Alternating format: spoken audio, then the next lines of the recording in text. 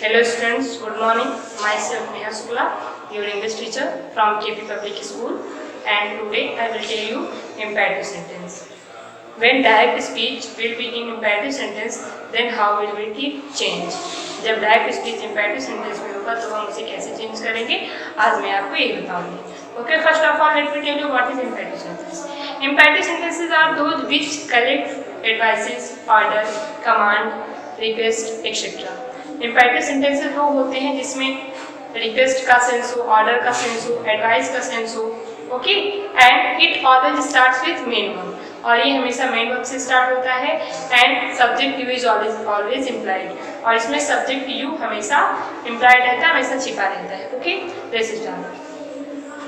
And imperative sentence, the reporting verb will be changed as per the sense contained in the reported speech.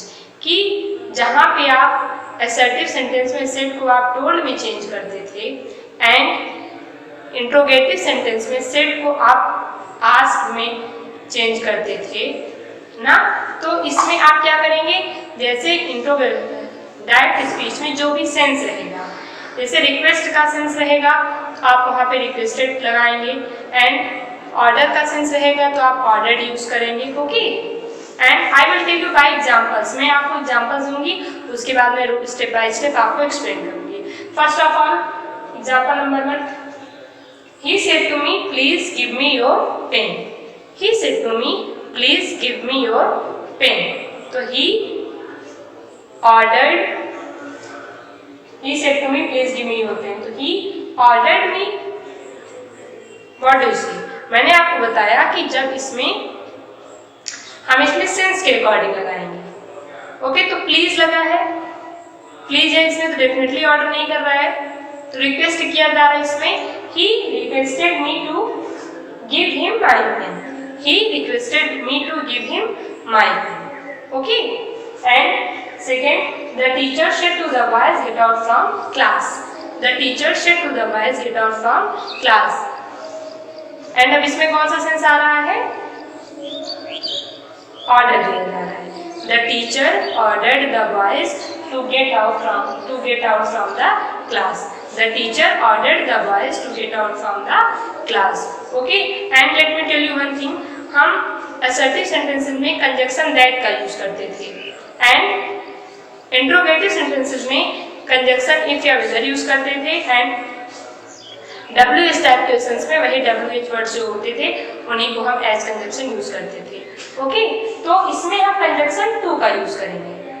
आप यहाँ पे अगर first example देखें तो हमने इन्वर्टेड कॉमास को रिप्लेस किया है, तो हमने यहाँ पे टू ऐड किया है.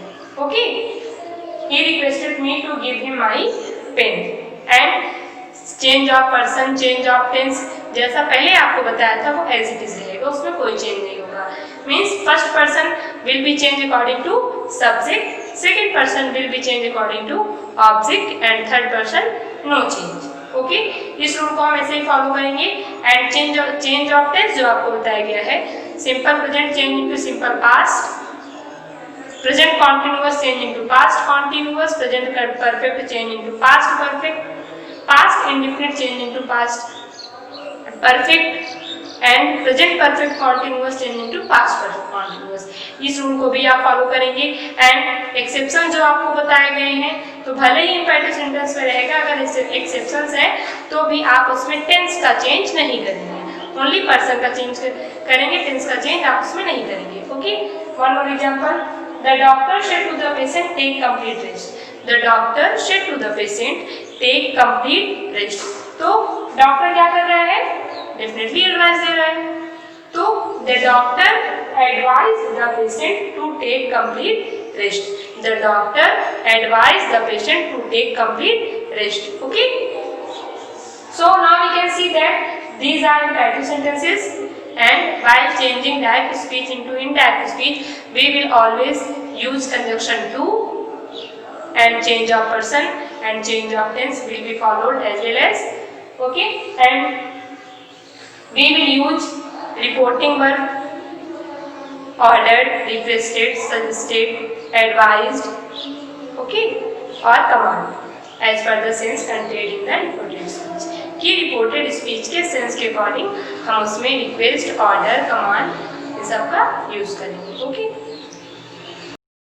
Okay, now we will see negative imperative sentence. Means when imperative sentence will be in negative. जब imperative sentence negative रहेंगे तब हम उसको कैसे चेंज करेंगे, आइए देखते हैं. And negative imperative sentence.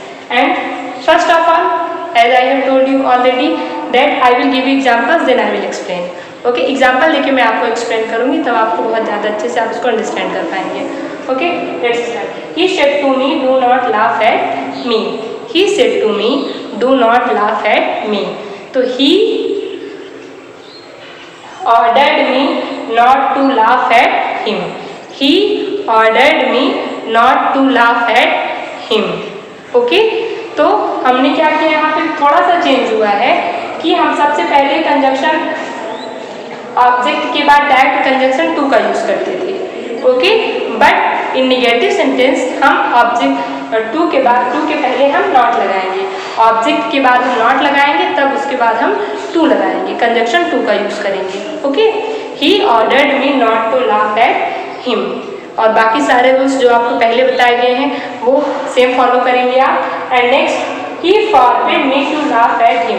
And let me tell you one thing कि forbid जो ये वर्ड होता है ये निगेटिव वर्ड होता है. forbid मीन्स होता है मना करना. तो he forbid me to laugh at him. तो जब आप forbid का यूज करेंगे तब आप उसमें not नहीं यूज करेंगे. तो he forbid me to laugh at him कि उसने हमें मना किया कि वो ना हंसे, लाफिंग नहीं करें.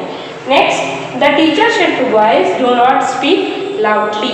The teacher said to boys, do not speak loudly. तो the teacher ordered the boys, the teacher, अब इसमें ऑर्डर दिया जा रहा है, the teacher ordered the boys not to speak loudly. boys object है, boys के बाद डायरेक्टली टू लगाते थे, बट नेगेटिव सेंटेंस है तो हम इसमें टू के पहले हम क्या ऐड करेंगे, नॉट ऐड करेंगे. तो the teacher ordered the boys not to speak loudly. And इसी को हम forbid से भी बना सकते हैं, but when we will use forbid at the place of reporting verb, then we will not use add not ना. तो हम जब forbid का यूज करेंगे तब हम not नहीं यूज करेंगे. The teacher forbid the boys not to speak. The teacher forbid the boys to speak loudly. Teacher ने मना किया कि बच्चे ना लाउडली स्पीकिंग ना करें. The teacher forbid the boys to speak loudly. Means जब आप फॉरबिड ऐड कर देंगे तब आप उसमें सजेशन, रिक्वेस्टेड ये सब आप नहीं यूज करेंगे, क्योंकि फॉरबिड खुद ही रिपोर्टिंग वर्ब के प्लेस पे यूज होता है. Okay, and next, my elder brother said to me do not smoke. My elder brother said to me do not smoke. तो इसका कैसे करें, my elder brother forbid me to smoke. My elder brother forbid me to smoke. मेरे elder brother ने मुझे smoke करने से forbid किया, मना किया. या फिर अगर हम नॉट लगा के ऐड करते हैं, माई एल्डर ब्रदर ऑर्डर्ड, या फिर माई एल्डर ब्रदर एडवाइज, इसमें ज़्यादा स्टेबल रहेगा. My elder brother advised me not to smoke. My elder brother advised me not to smoke. Okay, so these are negative and imperative sentence.